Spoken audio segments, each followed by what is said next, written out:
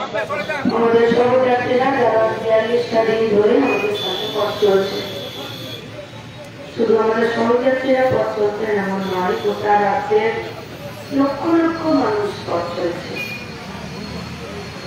আজকের এই ঝাড়গ্রামের সভাতে গরিবের ডাক্তার কমরেড গৌরাঙ্গ গোস্বামীর কথা না উচ্চারণ করলে আমাদের ঐতিহ্যকে অস্বীকার করা হয়। আমাদের ঐতিহ্যকে অস্বীকার করা হয় আমাদের সংগঠনের ডাক্তার নেতৃত্ব কমরেড গৌরাঙ্গ গোস্বামীর বাম রাজনীতির প্রতি এবং বাম রাজনীতি করলে মানুষের প্রতি যে দায়বদ্ধতা, সেই দায়বদ্ধতার জায়গায় থেকে তার ব্যক্তিগত জীবন, তার আদর্শ, তার চলাফেরা, তার কথাবার্তা এই নিয়েই তো হয়। তাই তো এই রাজনীতির প্রতি আরো অনেকে আকৃষ্ট হয়। 2 মাস তো মুখের কথা নয়, 42 দিন মুখের কথা নয়। বলছিল যে 60 জন আমরা ঘর খাচ্ছি, কোনো কোনো দিন আমরা 100 জন স্থায়ী প্রবেদারকে পর দেখেছি। কিন্তু টানা ভাষে এরকম অসংখ্য কমরেডরা আছে। কিসের জন্য? কিছু পাবেন তার সাথে? বাংলা রাজনীতিতে যারাই এসছেন তারা তো বলেন যে রাজনীতি বহুদিন ধরে করছে, কিছু পায়নি। তাদের নতুন করে যখন রাজনীতির সংজ্ঞাটা চেঞ্জ হয়ে গেছে, রাজনীতি মানেই সেই নেতা কিছু চুরি করবে, কিছু দুর্নীতি করবে। রাজনীতি করা নেতা তার ঘর পুরে ঘর ভাঙা ঘর হবে না। আবার পাড়া প্রতিবেশীরাও রাজনীতিকে এমন একটা চাকরি, এমন একটা ইনকামের জায়গা ধরে নিচ্ছে, আসলে ধরতে বাধ্য হচ্ছে। ইদানিংকালে গোটা পশ্চিমবঙ্গ, গোটা ভারতবর্ষে রাজনীতির যা কিছু হয়েছে, এতদিন ধরে পার্টি করলে কিছু করতে পারি না, মানে পার্টি করলে কিছু করে নিতে হয়, কিছু গুছিয়ে নিতে হয়। তাকে চুরি করলে চুরি করো, কত স্বভাব হয়ে গেছে, তার স্বভাব হয়ে গেছে। সেই সময়কালে আমাদের কমরেড গৌরাঙ্গ গোস্বামী সহ এই কালনা বুকে যারা 70-এর আগের থেকে শহীদ হয়েছেন, আমাদের সংগঠনের পতাকাকে নিয়ে যেতে বা রাজনীতিকে সামনে নিয়ে যেতে, এই আদর্শকে সামনে নিয়ে যেতে আমরা তাদেরকে আমাদের ইনসার যাত্রার পক্ষ থেকে আমরা লাল সালাম জানাচ্ছি। তাহলে আমরা দয়াল বসাকে কি করে বাদ দিই? মাত্র 2 দিন আগে দয়াল বসা সুইসাইড করলেন, আর অসংখ্য মানুষ সুইসাইড করছে। কেউ খোঁজে রাখে না, কেউ খোঁজে রাখে না। যারা মরে যায় একদিন 2 দিন কথা হয়, যারা একটু স্বনামধন্য তাদের হয়তো বছরে বছরে আমরা তাদেরকে সেই দিনটাতে স্মরণ করি। কিন্তু এই কালনা, ভক্তিগ্রাম, সমুদ্রগড়, শান্তিপুর, পুলিয়া, নবদ্বীপ এই গোটা অংশটাতে অসংখ্য মানুষ প্রায় প্রতি মাসে সুইসাইড করছে। আর যেমন চিন্তিকাণ্ড গায়ে লাগছে না, সেরকম 2 দিন আগে গায়ে বসা সুইসাইড করেছে। পেপারে খবর তুললে জানতে পারা যায়।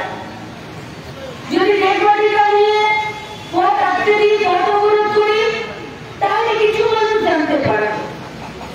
কিন্তু আসলে প্রতিদিন দয়াল বসা এই গোটা এলাকার মানুষের সুইসাইডের রাস্তাতে গ্রিন কার্পেট খেতে দিচ্ছে, সেইটা আমরা বুঝতে পারছি না।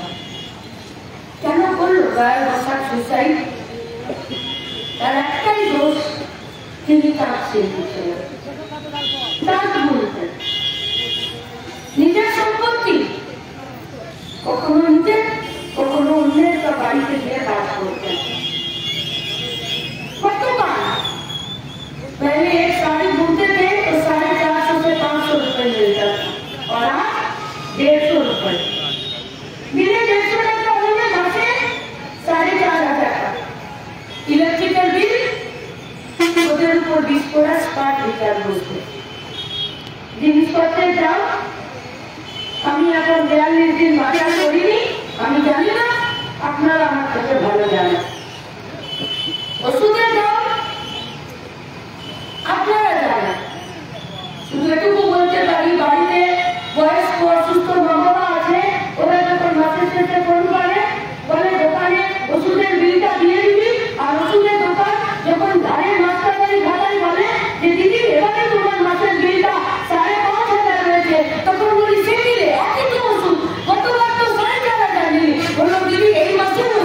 হয়ে গেছে।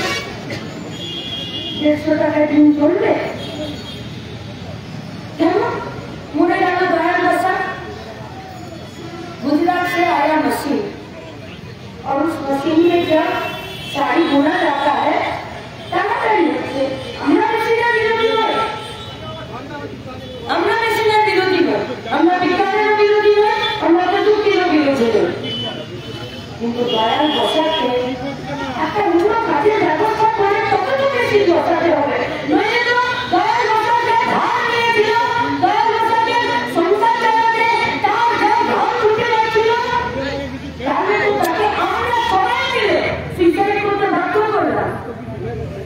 কারণ তার পাশে আমরা দাঁড়াতে পারলাম না। কে দাঁড়াবে? দয়াল বসাতের পাশের বাড়ি সেও কাজ পাচ্ছে না, দয়াল বসাতের ওই বাড়িতে যে লোকগুলো থাকে সেও তো কাজ পাচ্ছে না। আত্মীয় স্বজন কুটুম বন্ধু তার বাড়িতে গেলে কুটুম বন্ধুরা বলছে কবে বাড়ি যাবে, তাহলে জমি থাকবে তোমারও কাজ পাবে, খাওয়াতে পারবো না। কি হবে?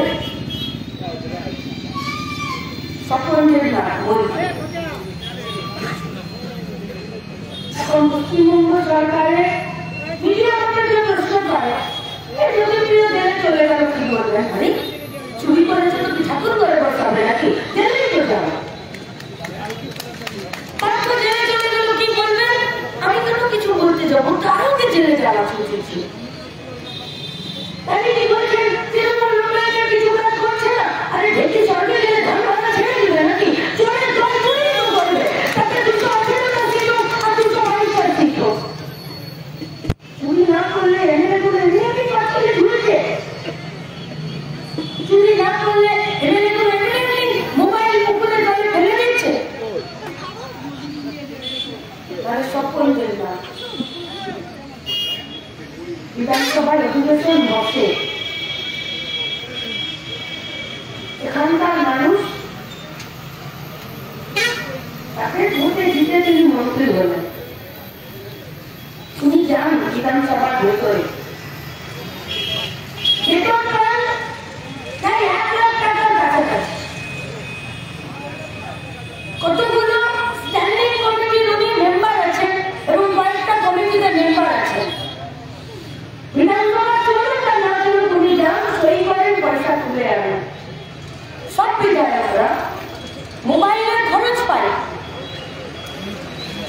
ছেলে এদিক ওদিক যায় তার বেতন পায়, গাড়ি পায়, সিকিউরিটি পায়, বাবা জমিদারি যেতে পায় না।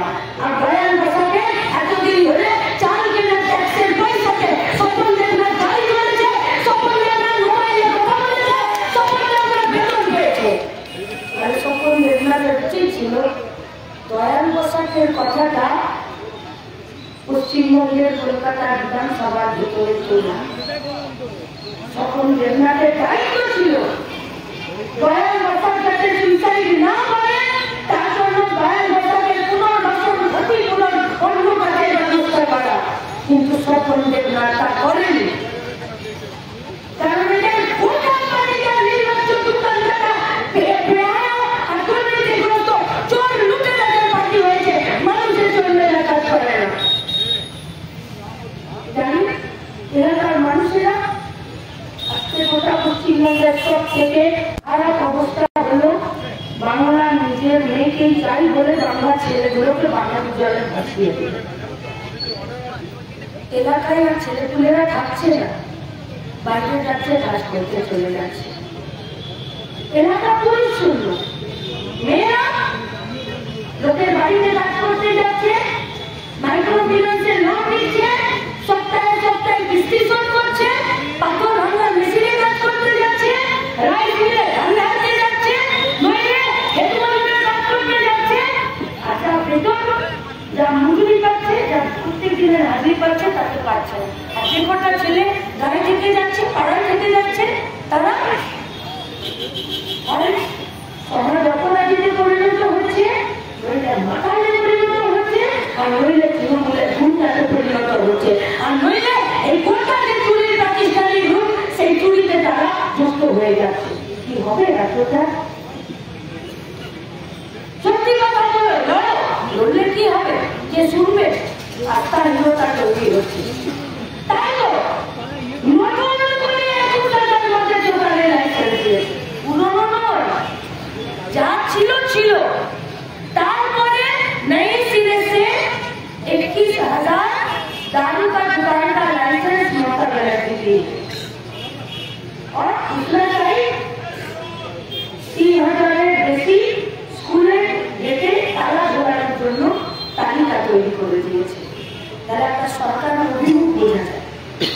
সরকারটা কি চাইছে? সরকারি প্রাইমারি স্কুল বন্ধ করে দিয়ে যদি সরকারি মদের দোকান খুলে দেয়, তার মানে বোঝা যায় যে সরকার শিক্ষা ব্যবস্থাকে ভাঙতে চাইছে আর গোটা রাজ্যটাকে মাথায় বানাতে চাইছে। কারখানা নেই, রাইস মিলগুলো বেঁচে দিচ্ছে। আপনার পাশের জেলা হুগলি, ডানলপ, জুট মিলগুলো সব বন্ধ হয়ে যাচ্ছে। কেন? কারণ যেমন তাঁত শিল্প এই হ্যান্ডলুমের সঙ্গে মেশিনের সঙ্গে কম্পিটিশন করতে পারছে না, তার যা দাম সেই দামে জীবন ধারণ করতে পারছে না, ঠিক সেরকম পাট যে নয়ন মিলগুলোতে, যে দোকানগুলোতে, যে খানা খন্ডগুলোতে পচিয়ে দেবে, সেগুলো তৃণমূল ভরাট করে বেঁচে দিচ্ছে। পাটের বস্তা, পাটের জিনিস বাইরের বাজারে বিক্রি হওয়ার জন্য যে কম্পিটিশনে যাওয়া দরকার সেটা যেতে পারছে না। ये बोलने दो तो आपका वोट लेकर एमपी एमएलए बना है, बोलो ना तो पार्लियामेंट और ना तो विधानसभा में आपका बात मेरा बात करता है। करें একটা সরকারের অভিমুখ বোঝা যায়। 13,000 শুধুমাত্র এই বছর তার যুক্ত হয়ে ছোট আর মাঝারি শিল্প কলকারখানা বন্ধ হয়ে গেছে। একটা সরকারের অভিমুখ বোঝা যায়। মাত্র আইসিডিএস 19,000 পদ ফাঁকা আছে। একটা সরকারের অভিমুখ বোঝা যায়। আইসিডিএস যারা চাকরি করছে তাদের বেতনটা বাড়ছে না। একটা সরকারের অভিমুখ বোঝা যায়। কালনা সাব ডিভিশনের হসপিটালে গিয়ে জিজ্ঞেস করুন যে প্রতি সপ্তাহে কতজন রোগী আসে, তার মধ্যে মহিলা কতজন আসে, তার মধ্যে পোয়াকে মেয়ে কতজন আসে। এসব পোয়াকে মেয়েগুলো যাচ্ছে তাদের শরীরে রক্ত না, বাচ্চাগুলো হচ্ছে আর মরে যাচ্ছে। আর যদি বাচ্চাগুলো হচ্ছে তাহলে পেট ফুলা, সরু ঠ্যাং, হাত পা সরু আর গলার দুদিকে দুটো আঁক বেরিয়ে যাচ্ছে। এগুলোকে বলছে বাচ্চাদের টিবি হচ্ছে। কেন? টিবি রোগের একমাত্র কারণ হলো অপুষ্টি, খাবার পাচ্ছে না। বলবে না আপনার বিধায়ক, বলবে না এখানকার নীতি, যেখানে নীতি তৈরি হচ্ছে, যেখান থেকে টাকাগুলো বরাদ্দ হচ্ছে, কে বলবে এই কথা? যদি ওরা না বলে, আইসিডিএস এর কাজ হলো সেন্টারগুলো যে পাড়ায় পাড়ায় গিয়ে যে পোয়াতি মেয়েগুলো আছে যাতে তাদের বুকে দুধ হয়, তার জন্য আইরনের ট্যাবলেট দিচ্ছে। মুসুরির ডাল, সোয়াবিন, ডিম সেদ্ধ, ছাতু দিচ্ছে। কি করে দেবে? প্রায় 20,000-এর মতো যদি আইসিডিএস এর সিট ফাঁকা থাকে চাকরির, তার মানে আইসিডিএস সেন্টারগুলো সব বন্ধ আছে। তাহলে টাকাটা কোথায় খরচ হচ্ছে? কে দেবে জবাব? শান্তিপুর, ফুলিয়া, কালনা, সমুদ্রগড়, ভাতিগ্রাম, এখানে সব বিজেপির নেতারা এসে বলছে তার শিল্পীদেরকে আমি বাঁচাবো। বলছে বিজেপি। उनसे पूछिए कि स्मृति ईरानी किस डिपार्टमेंट का मंत्री? पूछिए। पहले स्मृति ईरानी मंत्री था शिक्षा व्यवस्था, मानव संपद उन्नयने। আমরা সোজা কথায় বলি শিক্ষামন্ত্রী। যতদিন বিজেপি স্মৃতি ईरानी क्योंकि सास भी कभी बहुत ही सीरियल नाटक करते करते গোটা দেশের ইউনিভার্সিটি গুলোতে বাচ্চাদের লেখাপড়া, রিসার্চ করার টাকাটা বন্ধ করে দিল। তারপরে হলো মাইনরিটি ডিপার্টমেন্ট, বিজেপির এমপি, বিজেপির মন্ত্রী 130 লক্ষ কোটি টাকা,